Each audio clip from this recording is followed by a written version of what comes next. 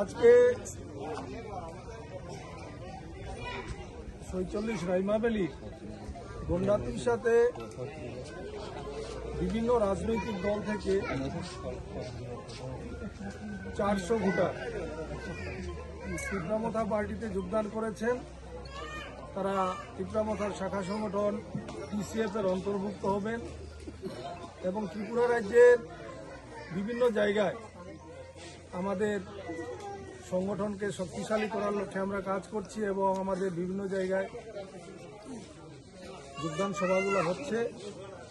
আমাদের উদ্দেশ্য যে ত্রিপুরা রাজ্যের উন্নয়নের স্বার্থে ত্রিপুরার মহারাজা প্রদ্যোৎ কিশোর মাণিক্য বাহাদুরের নেতৃত্বে যে ত্রিপুরামথা দল, সেই দলকে শক্তিশালী করার জন্য আমরা বিভিন্ন জায়গায় এই যোগদান পর্ব করে যাচ্ছি এবং বিশেষ করে আজ থেকে যেটা সবথেকে আনন্দের ব্যাপার, আমরা বিভিন্ন জায়গায় যাচ্ছি কিন্তু সেখানে একটা যে বার্তা মানুষের কাছে যে বাঙালিরা কি ত্রিপুরামথা করবে নাকি, এমন একটা কথা আমি তো বিভিন্ন জায়গায় এই কথাটা শুনি।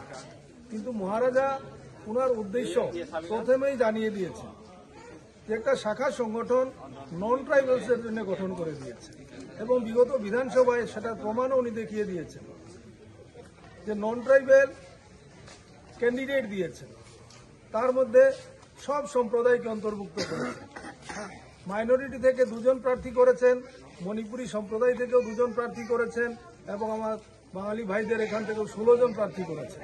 সেটা এর আগে কোনো জনজাতি ভিত্তিক রাজনৈতিক দল ত্রিপুরা রাজ্যে করেনি।